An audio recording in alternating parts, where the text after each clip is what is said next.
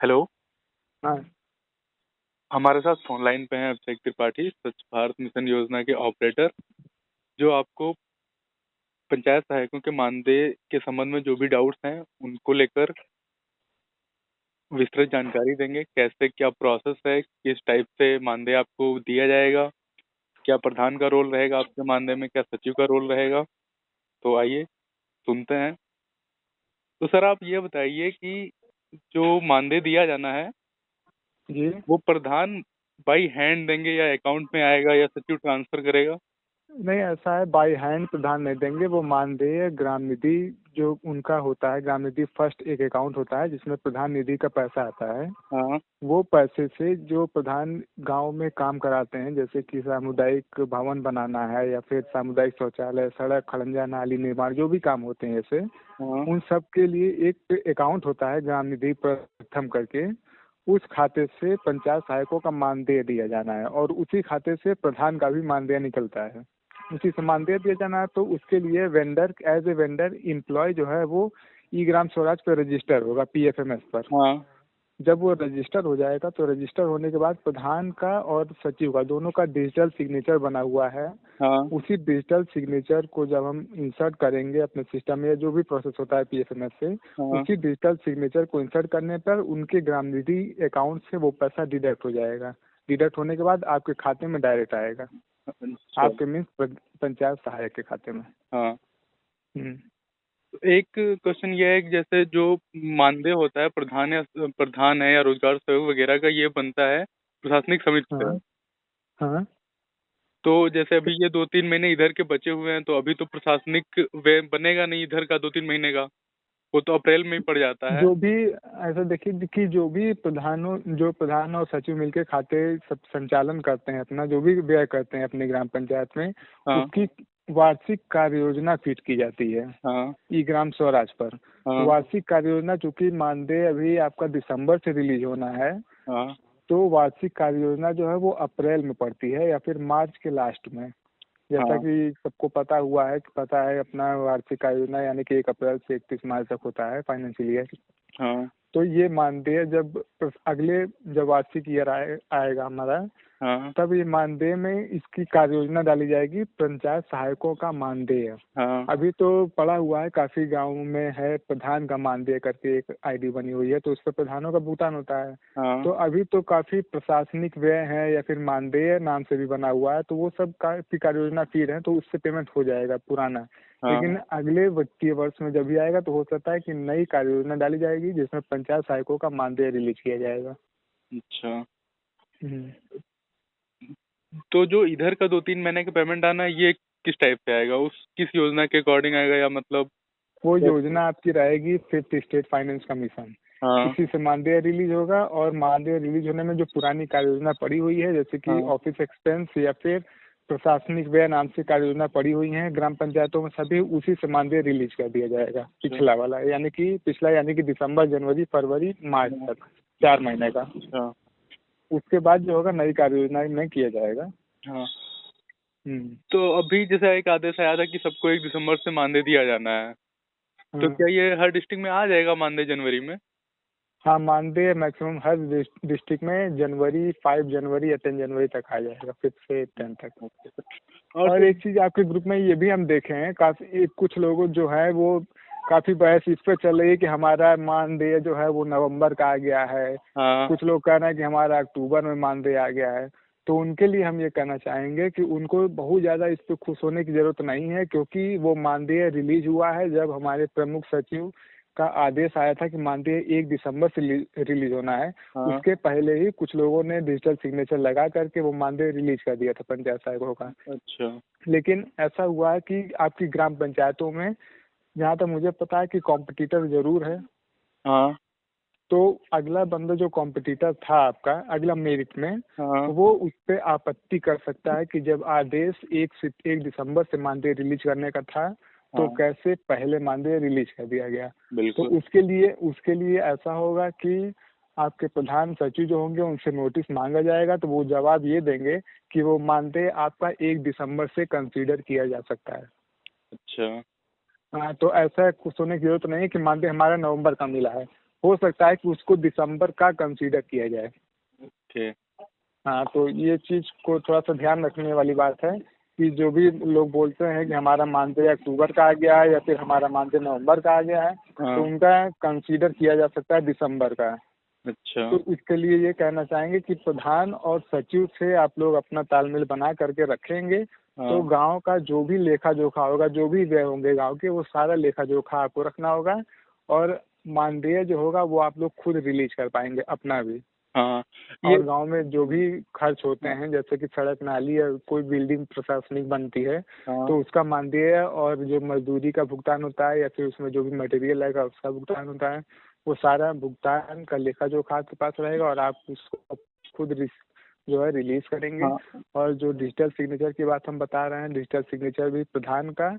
प्रधान को digital signature रखना बहुत से प्रधानों को एक बोझ लगता है, बहुत बड़ी जिम्मेदारी हाँ। समझते हैं उसको। हाँ। तो वो जिम्मेदारी जो है वो अपना आप पंचायत सहायकों को दे देंगे, वो पंचायत सहायक अपना संभाल के रखेंगे उनका डिजिटल सिग्नेचर। अभी डिजिटल जो तो अभी मतलब जो प्रधान अभी और सचिव का दोनों का। हाँ, अभी जो डिजिटल सिग्नेचर है वो कौन रखता है, प्रधान रखते हैं या सचिव रखते हैं? कुछ जगह पे जो प्रधान है वो रखते हैं अपने पास, हाँ। और कुछ जगह जो प्रधान इतना ज़्यादा पढ़े लिखे नहीं है या फिर जो भी है, हाँ। जो वहाँ अपनी सचिव जिम्मेदारी रखते हैं। नहीं नहीं रख हाँ। रहे हैं, वो उनके यहाँ पे काफ़ी हम देखे हैं कि सफाई कर्मी या फिर ब्लॉक लेवल पे कोई कंप्यूटर ऑपरेटर हाँ, ये तो है कि कई जगह रख रहा सफाई है। कर्मी का, तो इससे ये है कि अगर आपका पंचायत सहायक जो है उसका अगर प्रधान और सचिव से तालमेल रहेगा तो वो सफाई कर्मी की जगह ले सकता है। बिल्कुल ले सकता है और लेगा ही, क्योंकि सफाई कर्मी जो है वो अथराइज नहीं है ये काम करने काम के लिए। करने के लिए। सफाई हाँ। कर्मी जो है वो सफाई करने के लिए अथराइज है। अपने गांव में उसके राजस्व गांव होते हैं, हर ग्राम पंचायत में हाँ। राजस्व गांव होते हैं और उन राजस्व गांवों में उनकी तैनाती की जाती है सफाई कर्मी की। हाँ। तो वो अथराइज है केवल सफाई कर्मी के नाम पर। वो सफाई करे अपने यहाँ पे गाँव जा करके, साफ सफाई करेगा, घास फूस काटे, वो ये सब काम उसका है, अथराइज वो उसके लिए है। लेकिन जो पंचायत सहायक हैं वो हाँ। ऑफिशियली अथराइज हैं सारा पेमेंट करने के लिए। तो जगह लेने वाली बात है तो बिल्कुल जगह लेगा वो। हाँ। एक्चुअली में ये है कई जगह पे प्रधान थोड़े जो कम एजुकेटेड है ना, तो वहाँ पे फिर सफाई कर्मी उनका सब देख रहा है हाँ, इसी वजह से। इसी वजह से प्रधान और सचिव के सहयोग के लिए पंचायत सहायकों की नियुक्ति की गई है। हाँ। तो इनसे अगर तालमेल रहेगा तो फिर इनका डिजिटल सिग्नेचर और पूरा मानदेय जो होगा रिलीज आप ही करेंगे। यहाँ तक कि अपना ही नहीं, आप लोग प्रधान का भी मानदेय रिलीज करेंगे। प्रधानों का भी, जैसा कि अभी 15 को मीटिंग हुई थी लखनऊ में, हाँ। तो उसमें प्रधानों का मानदेय बढ़ा दिया गया है। पहले 3500 था, अब 5000 कर दिया गया है। हाँ। तो प्रधानों का भी मानदेय जो होता है वो भी ग्राम निधि से ही दिया जाता है। जैसे कि आपका 6000 दिया जाएगा, उनका भी 5000 दिया जाता है। हाँ। तो उनका मानदेय भी इसी से रिलीज होता है।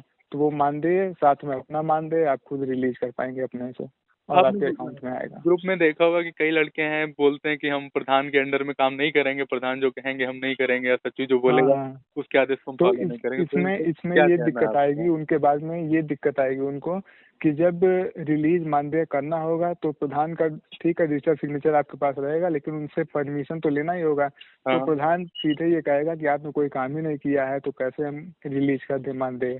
ये सब बातें होंगी आगे चल के। इसी वजह से कहना है कि प्रधान और सचिव का समन्वय बना करके रखिएगा। तो आपका कहना नॉर्मल ये है कि अगर प्रधान और सचिव से आपका अच्छा संबंध है तो उनके डिजिटल सिग्नेचर आपके पास रहेंगे और सिर्फ आपको परमिशन लेनी है अपने मानदेय के लिए उनसे, हाँ हाँ, और बिल्कुल उसको यही। खुद आप अपने अकाउंट में ट्रांसफर कर सकेंगे। हाँ, वो खुद ही आप अपना कर पाएंगे। काफ़ी लोग बहुत से, हमारी सैलरी कब आएगी, हमारी सैलरी नवंबर की आ गई है, अक्टूबर की आ गई है, या फिर अब कब आएगी, काम हम पहले से कर रहे हैं, हाँ। अब सैलरी अब मिल रही है, ये भी काफ़ी डाउट आ रहे हैं। तो काम पहले से कर रहे हैं क्योंकि अभी नई नियुक्ति हुई है और इसमें भी सरकार धीमे धीमे से सुधार कर रही है। काफ़ी सुधार इसमें भी हुआ है और भी आगे चल के होगा। तो वो सब दिक्कत वाली बात नहीं है। तो ये सैलरी के बारे में टेंशन लेने की जरूरत नहीं है, ये आप खुद ही अपने आप रिलीज करेंगे कुछ दिन बाद। फिलहाल थोड़ा सा धैर्य बनाए रखिए सभी लोग। यही तो है, जो मतलब 12th पास आउट हैं तुरंत जिनको जॉब मिल गई उनको धैर्य ही नहीं है बिल्कुल भी। हाँ, तो वही दिक्कत आ रही है अभी। उसमें हमको भी सुनने में आया कि काफ़ी परेशानियां भी हुई हैं लोगों को लखनऊ वाले सम्मेलन में पहुंचने हाँ। में। हाँ, तो उससे काफ़ी लोग जो हैं वो नाराज भी नाराज हैं। हैं, हाँ। नाराज भी हैं काफ़ी लोग, लेकिन खैर ये सब सरकारी है, इसमें तो होता रहता है। काफ़ी अप्स एंड डाउन मिलेंगे आगे देखने को। बिल्कुल। तो इसमें अब जैसे इन लोगों का इसमें ये धैर्य कहना रखने की है कि जरूरत है हमको ज़्यादा। सम्मेलन में बुला लिया गया और हमारी सैलरी नहीं बढ़ाएगी। तो यही हम भी हाँ हाँ। समझाना इनको चाह रहे थे कि नहीं, देखो, सैलरी के बारे में देखिए हम ये क्लियर करें कि सैलरी का बढ़ाने का मतलब एक प्रोसेस होता है। ऐसे नहीं हाँ बढ़ाई जाती कि अभी नई नई नियुक्ति हुई है तुरंत सैलरी नहीं बढ़ाई जाती है। हाँ उसका भी प्रोसेस होता है, 10 साल आपको नौकरी करनी पड़ती है हाँ, तब बढ़ाई जाती है सैलरी। और यही भी इसमें काफी तो इसका यही बिल हम पास इन होते लोगों से हैं। हम भी यही कहना चाह रहे थे कि देखिए कि ये जो सम्मेलन है, ऐसे तो कई सारे सम्मेलन होते रहेंगे सालों में। आपको बहुत गवर्नमेंट से बुलाएगी, सम्मेलन होंगे आपको और जाना आपको पड़ेगा। अब बुलाएंगे। हाँ, हाँ बिल्कुल अब जाना ऐसा तो पड़ेगा। है नहीं कि आप हर सम्मेलन में जाएं तो हर सम्मेलन में वहाँ सैलरी बढ़ाई जाए आपकी। आप नहीं ये भी तो ऐसा नहीं होगा, देखिए, हाँ, आप समय ये भी समय तो पर सैलरी देखिए कि बढ़ाई जाएगी हाँ, बिल्कुल। प्रधान की सैलरी कब बढ़ाई गई है, कब से ये लोग धरने पे बैठे हुए थे और कितनी बढ़ाई गई है? 1500 बढ़ाए गए, 5000 ही तो किए हम्म। गए हैं। हाँ हाँ। तो इसके मतलब लिए बस यही है कि आप लोग अपने में थोड़ा सा यूनाइट रहिए, यूनिटी बनाए रखिए। ये काफी काम, इससे काफी मदद मिलेगा आपको आगे चलकर। हाँ, हाँ, सब लोग एकजुट रहेंगे तो ठीक है, सैलरी भी बढ़ाई जाएगी आगे चल के। अच्छा, और ये बताइए जैसे जो ये मॉडल शौचालय वगैरह बने हैं जो पंचायत वहाँ हाँ यहाँ पे, उसमें क्या हाँ। रोल, कोई रोल रहेगा पंचायत सहायक का या नहीं रहेगा? पंचायत सहायक का उसमें मॉडल शौचालय जो बने हैं, काफी जगह बने ही नहीं है, सामुदायिक शौचालय बने हुए हैं, उसमें हाँ पंचायत सहायक का कोई रोल नहीं रहेगा। उसमें जो एनआरएलएम में जो समूह गठित होते हैं, स्वयं सहायता समूह, हाँ उनकी महिलाएं होती हैं, उनकी महिलाओं को वहाँ पे एज अ केयर टेकर नियुक्त किया गया है किसी हाँ समूह को। हाँ उस समूह में 10 से लेकर के 15 तक महिलाएं होती हैं, जिसमें से काफी पद होते हैं महिलाओं के, अपना अध्यक्ष, कोषाध्यक्ष, क्या क्या होता है। और उनका अकाउंट नंबर होता है जो कि रजिस्टर होता है समूह के नाम से। उस पे पेमेंट उनको दिया जाता है 9,000 रुपये मासिक, हाँ जिसमें से 6,000 रुपये उनको एज केयर टेकर के रूप में मिलता है और 3,000 रुपये उनको मेंटेनेंस चार्ज दिया जाता है। मेंटेनेंस चार्ज जो भी वहाँ पे टूटा फूटा या कुछ जरूरत पड़ गई तो हाँ। उसको देख रेख करने के लिए। इसमें पंचायत सहायक का कोई रोल नहीं रहेगा। और चूंकि ये भी गांव के अंदर की ही बात है तो इसका भी भुगतान जो होगा 9,000 रुपये मासिक, ये भी पंचायत सहायक ही करेंगे। जो शौचालय के केयर टेकर हैं हाँ, उनका उनका। भी और प्रधान का भी और अपना खुद का भी मानदेय यही लोग रिलीज करेंगे। Yes, sir। हम्म। ठीक है सर, फिर देखते हैं, अगर कोई और डाउट होता है तो पूछते हैं आपसे। हाँ हाँ ठीक है, बिल्कुल। ठीक है, धन्यवाद। ओके, धन्यवाद।